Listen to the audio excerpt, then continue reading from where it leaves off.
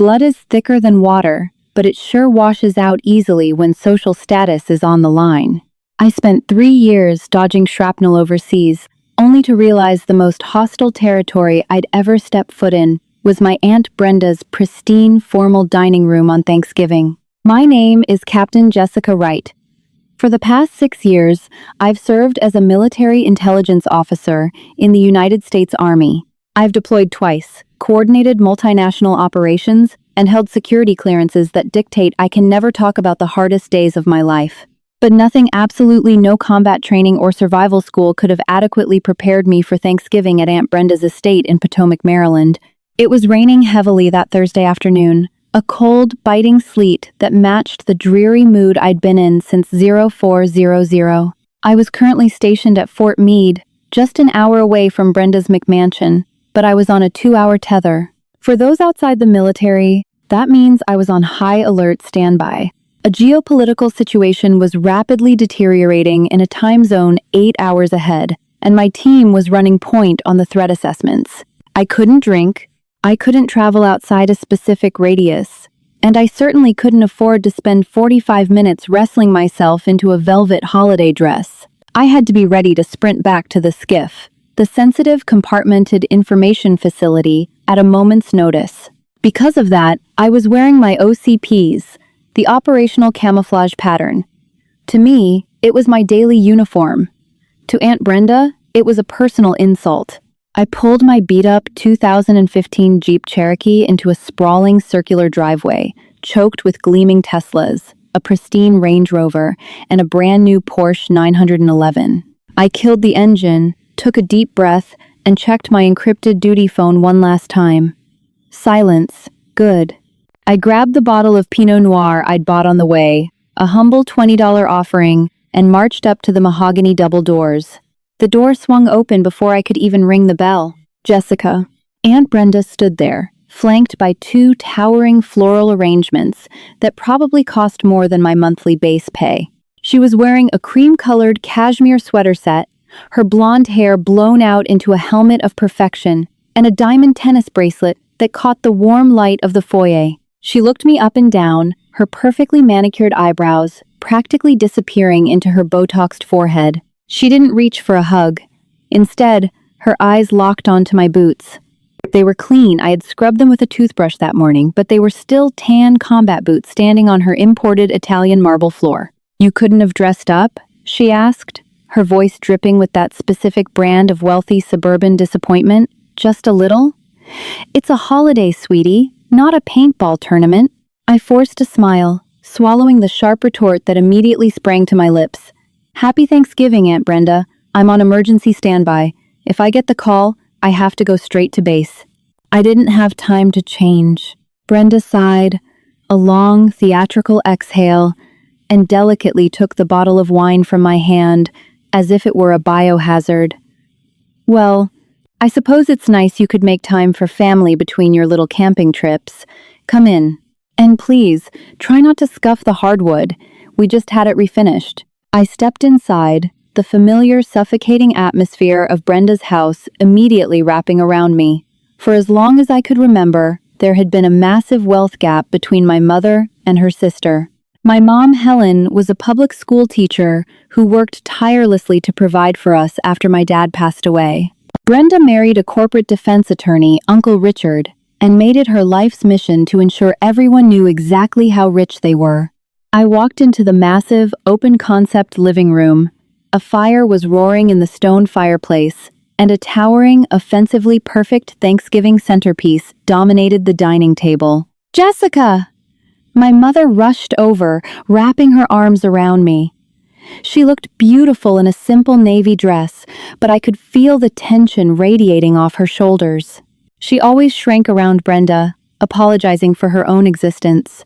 It broke my heart, and it fueled a quiet rage in me that I usually kept carefully buried. "You look great, Mom," I whispered, squeezing her tight.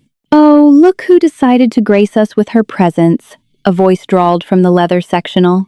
My cousin Chloe uncrossed her long legs and stood up.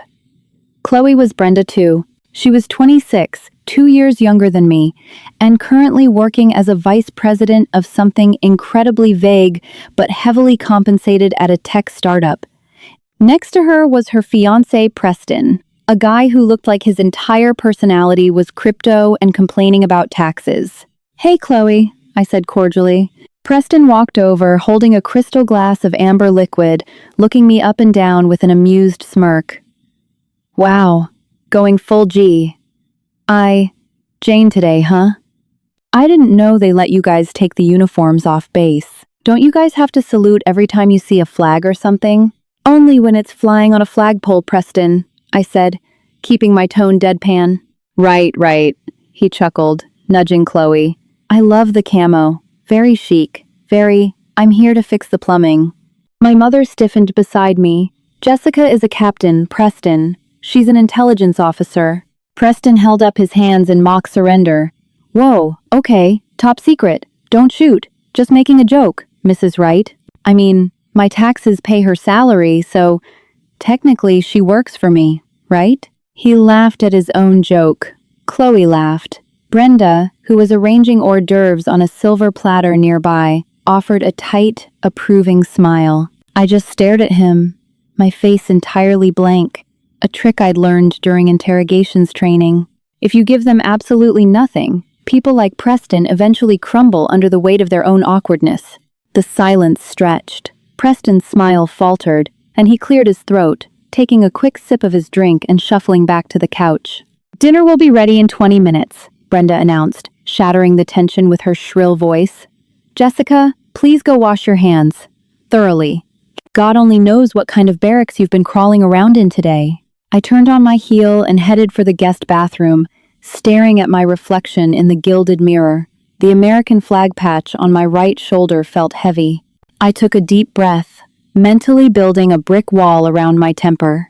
"It's just one dinner," I told myself.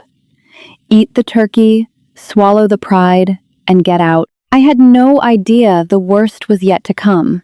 When Brenda called us to the dining room, it felt less like a family gathering and more like a corporate board meeting where I was the only one on the chopping block.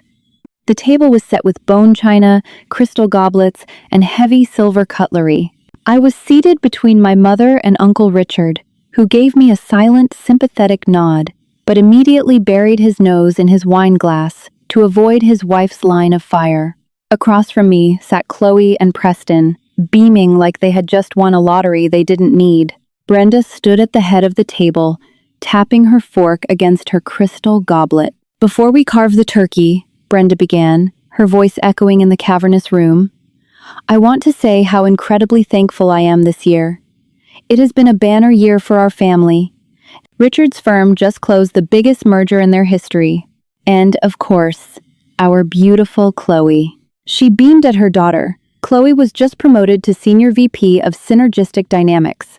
At 26, she's managing a $5 million portfolio and overseeing a team of 50 people. Let's all raise a glass to Chloe and Preston, who is also crushing it in the venture capital space. Here, Uncle Richard mumbled. We all raised our glasses. I took a sip of my sparkling water. Brenda sat down, gracefully placing her napkin in her lap, and then her eyes snapped across the table, locking onto me like a laser-guided munition. "And Jessica," Brenda said, her voice dropping an octave, adopting a tone of faux pity. "Still, doing the army thing." I put my glass down. "Yes, Aunt Brenda, still in the army. It's just," Brenda sighed, passing a bowl of truffle mashed potatoes to Chloe. "I worry about you. We all do. You were always so bright. You had a full academic scholarship to Georgetown. You could have gone to law school. You could be on K Street right now, making a real 6-figure salary. Instead, you're, what? Doing government work?" "It's not just government work, Brenda," my mother interjected, her voice trembling slightly. "Jessica is doing incredibly important things for our country." Brenda waved her hand dismissively, flashing a patronizing smile at my mother. "Oh, Helen, please. Let's be realistic. The military is fine for people who don't have other options. People who need discipline, or who can't afford college. But Jessica had options. And she threw them away to go run around in the mud and wear, what is that? A mechanic's suit? It's an OCP uniform. I said, my voice steady, though my heart was beginning to hammer against my ribs. And I assure you, my degree isn't going to waste. I manage intelligence operations that directly impact national security. Preston scoffed through a mouthful of turkey. Come on, Jess. National security. You're making it sound like you're in a Jason Bourne movie. Let's be real. The military is basically a massive bureaucracy. It's a welfare program for people who can't hack it in the private sector. No offense, but in the corporate world, we actually have to produce results to keep our jobs. I stared at Preston.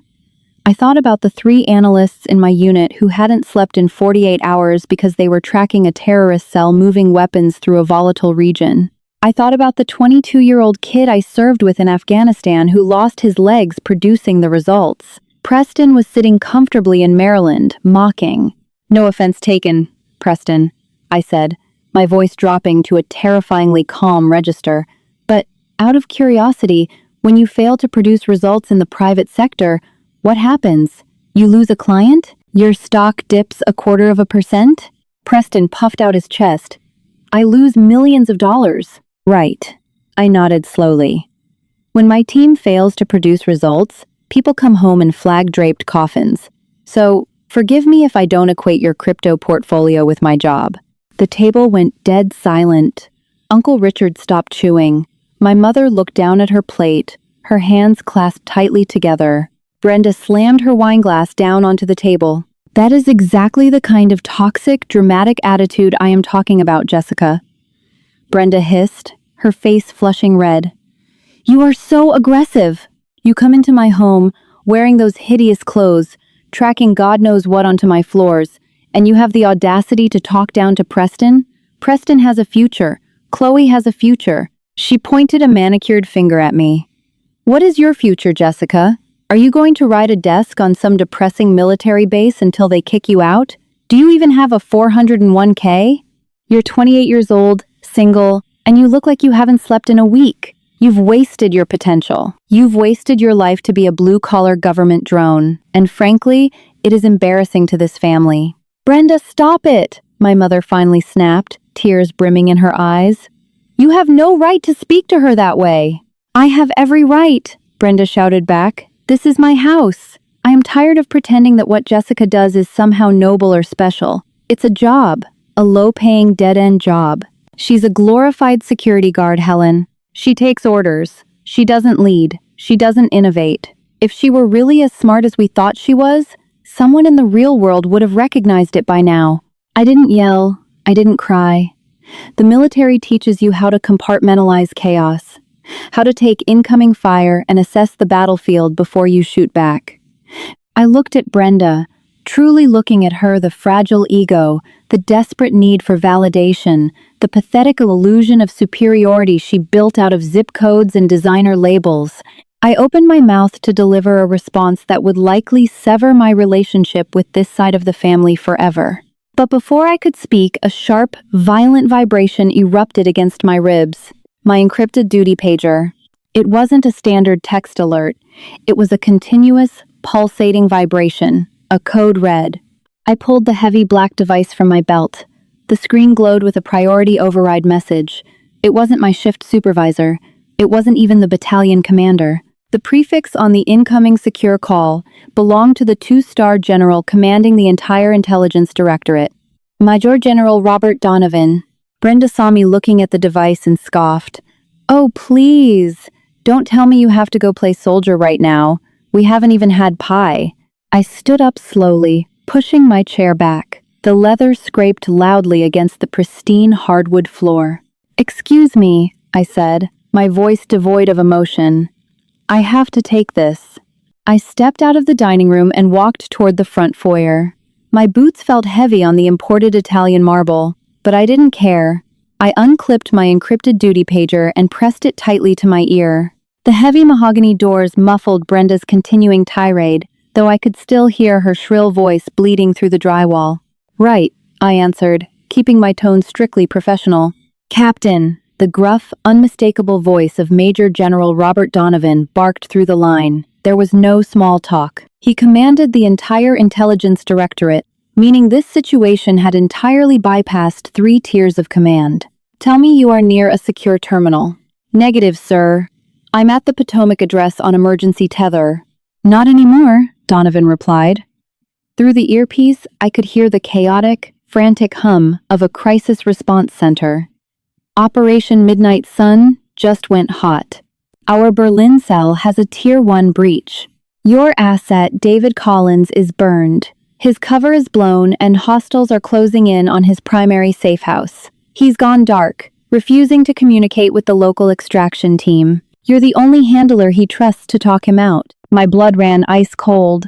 David Collins had been undercover for 2 years, feeding us critical intelligence on a ruthless weapons syndicate.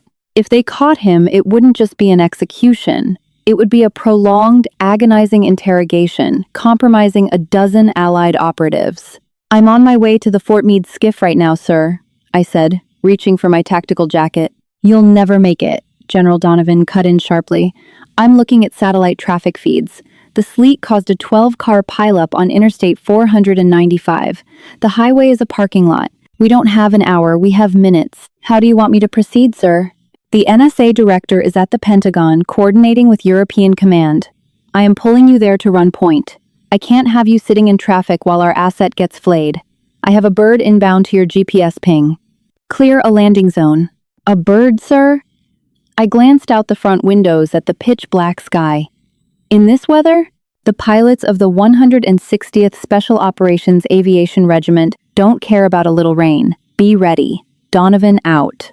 I clipped the phone back onto my belt, zipped up my jacket, and walked back into the dining room. The atmosphere was toxic. My mother was silently crying into her napkin. Uncle Richard was staring rigidly at his plate. Chloe was whispering to Preston, who was leaning back in his chair and smirking. Brenda stood at the head of the table, clutching a silver carving knife, her chest heaving with indignation.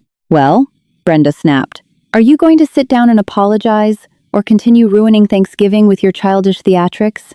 Mom, I said, ignoring my aunt entirely. I placed a reassuring hand on my mother's shoulder. I love you. I'll call you tomorrow. I have to go.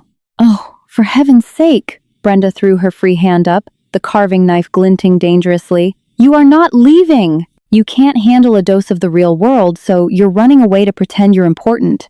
Let her go, Brenda, Preston chuckled.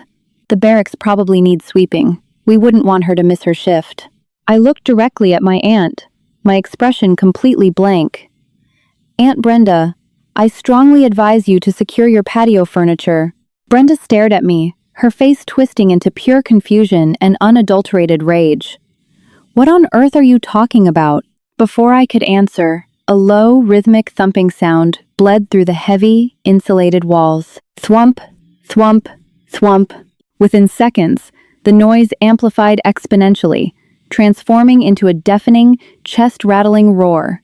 The crystal wine glasses on the table vibrated violently. The massive chandelier swayed, its glass pendants clinking chaotically. What is that? Uncle Richard shouted. An earthquake? Outside the bay windows, the dark, sleet-filled sky erupted with blinding white light. A massive searchlight cut brutally through the darkness, sweeping across Brenda's pristine, 2-acre lawn. My God, Chloe screamed, covering her ears. Through the sheer curtains, we saw the dark silhouette of an MH-60 Black Hawk helicopter descending rapidly. The rotor wash was absolutely catastrophic. The bespoke floral wreaths on the patio were instantly obliterated. The heavy wrought iron patio chairs skidded violently, shattering the glass railing. The helicopter touched down directly on the center of Brenda's prized croquet lawn. The landing gear sank into the sod as the engine whined with a deafening turbine scream. Preston dropped his wine glass, shattering it on the marble floor, but no one heard it over the thunderous noise. Brenda was paralyzed, her mouth hanging open in sheer terror, the carving knife slipping from her trembling fingers. I turned and walked purposefully toward the front door. As I pulled the heavy double doors open, freezing sleet whipped into the foyer. 2 figures in full tactical gear were sprinting across the driveway. They were drenched, carrying compact assault rifles. The lead soldier stepped up to the porch, pulling down his face shield. It was Sergeant First Class Miller. Captain Wright! Miller shouted over the deafening rotors, executing a sharp salute. "General Donovan sent us. We have exactly 3 minutes to get you to the Pentagon, ma'am." "Lead the way, Sergeant," I shouted back. I paused on the threshold and looked back. Brenda, Richard, Chloe, and Preston had spilled into the hallway, staring at the apocalyptic scene in stunned silence. The sheer scale of the military apparatus that had crashed into their suburban bubble had short-circuited their brains. Preston looked ashen, his smug demeanor entirely erased. Chloe was clutching his arm, trembling. Brenda looked at the heavily armed soldiers on her porch, then at the massive military aircraft tearing up her lawn, and finally, her eyes met mine. For the first time in my life, my Aunt Brenda had absolutely nothing to say. "Happy Thanksgiving, Brenda," I said evenly. "Send me the bill for the grass." I stepped out into the freezing rain and ran toward the waiting helicopter. The extraction of David Collins from Berlin was a success, but just barely. It took 48 straight hours of negotiation, satellite tracking, and calling in favors from German intelligence, but we got him out alive. By the time I finally collapsed into my own bed, Thanksgiving was a distant memory. I didn't speak to Brenda or Chloe for months. My mother told me that they had the lawn resodded and that Brenda forbade anyone from mentioning the incident in her presence. It was easier for them to pretend it never happened than to confront the reality that their worldview was entirely fabricated. Fast forward to late February. I was promoted to major and transferred to a joint task force operating out of a secure wing of the Pentagon. Our mandate was evaluating and integrating advanced private sector cybersecurity technologies into Department of Defense infrastructure. In layman's terms, we decided which tech companies got billions of dollars in government contracts and which ones were deemed security risks. It was a Tuesday morning.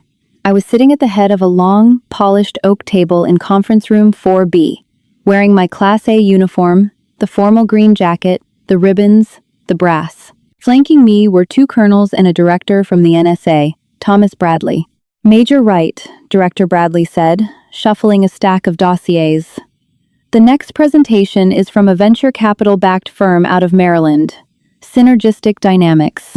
They are proposing a new encrypted cloud architecture for our forward operating bases. They've requested a Tier 3 clearance contract. Let's see what they have," I said, opening the file. The heavy double doors of the conference room swung open. A team of 4 executives walked in, flanked by 2 military escorts. They were dressed in immaculate, bespoke suits, carrying leather briefcases, radiating the kind of aggressive corporate confidence that usually crumbles the second it hits actual military scrutiny. Leading the group was Preston. Right beside him was Chloe. They were busy setting up their laptops and adjusting their ties so they didn't look at the panel immediately. "Good morning, gentlemen, officers," Preston began, his voice slick and practiced as he clicked a button to bring up a PowerPoint presentation on the massive screen behind us. "I am Preston Hayes, managing partner at Apex Capital, and this is Chloe Wright, Senior VP of Synergistic Dynamics. We are here today to show you how our private sector innovations can revolutionize your outdated government systems." Preston finally looked up from his notes to make eye contact with the panel. His eyes scanned past the colonels, past Director Bradley, and landed dead center on me. The blood drained from Preston's face so fast I thought he might actually faint. His mouth opened, closed, and opened again, but no sound came out. Chloe, noticing his sudden freeze, followed his gaze. When she saw me sitting at the head of the table, flanked by high-ranking officials who were all looking to me for the lead, she physically stumbled backward, bumping into her own chair. "Major Wright is our lead intelligence liaison and the ultimate deciding authority on Tier 3 clearance approvals," Director Bradley stated, oblivious to the family dynamic. "You may proceed with your presentation, Mr. Hayes." Preston stammered, his confident veneer shattering into a million pieces. He looked down at his multi-million-dollar proposal, then back up at me. I rested my hands on the table, interlacing my fingers, and leaned forward slightly. I didn't smile. I gave him the exact same blank, unreadable expression I had given him in Brenda's dining room. "Mr. Hayes," I said, my voice echoing coldly in the cavernous room, "I'm very interested to see how you produce results in the private sector. Please, dazzle us."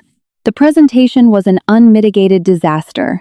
Preston stumbled over his words, lost his place in his notes, and began sweating profusely. Chloe tried to step in to save the technical portion, but her voice was shaking so badly that the NSA director had to ask her to speak up twice. When they mercifully reached the end of their 20-minute pitch, they stood in front of the screen, looking like they were waiting for a firing squad. "Thank you," I said smoothly, opening their technical brief. "Let's discuss the architecture. On page 42, you detail your encryption keys. Are you aware that this specific algorithmic sequence was compromised by state-sponsored hackers in Beijing 3 months ago?" Preston swallowed hard. We were assured by our developers that it was secure." "Your developers were wrong," I said, tossing the brief onto the table. "Furthermore, your server nodes are routed through a third-party vendor that uses unvetted offshore data centers. If we implemented this software at a forward operating base, our troop movements would be broadcasted to half the hostile intelligence agencies on the globe within 48 hours. "Major, we can fix that," Chloe pleaded, her voice tight with panic. "We can restructure the nodes." "You can't fix a fundamental lack of situational awareness, Miss Wright," I interrupted, my tone strictly professional, yet carrying a weight that made her flinch. "You built a product for a corporate boardroom. You did not build a product for a battlefield. National security is not a buzzword. It is not a venture capital opportunity. When we fail to produce results, people die." I let the silence hang in the room for a long, agonizing moment. I looked at Preston, watching the arrogant, mocking boy from Thanksgiving realize the absolute, undeniable reality of where he stood in the grand scheme of the world. "Your technology is a liability," I concluded, closing the dossier. "Your clearance request is denied, and your bid for the DOD contract is permanently rejected. We will not be doing business with Synergistic Dynamics." I stood up. The colonels and Director Bradley immediately stood up with me. "Officers," I said to the panel, "we are adjourned." I didn't wait for Preston or Chloe to pack up their things. I didn't look back as I walked out of the heavy double doors and down the bustling, secure hallway of the Pentagon. I had a briefing with the Joint Chiefs in 20 minutes, and I didn't have time to waste on people who thought the world revolved around zip codes and country clubs. The military isn't for everyone. It demands sacrifices that most people will never understand. But as I walked past the row of American flags lining the corridor, hearing the crisp salute of a passing lieutenant, I knew exactly who I was, and I knew exactly what my worth was. And the best part? I didn't even have to raise my voice to prove it. Thank you so much for watching this story. If you felt the satisfaction of that ultimate comeback as much as I did, hit that like button and let me know in the comments how you would have handled Aunt Brenda. Don't forget to share this video with anyone who loves a good real-life karma story, and subscribe to the channel for more dramatic, first-person narratives every single week. Stay strong and see you in the next one.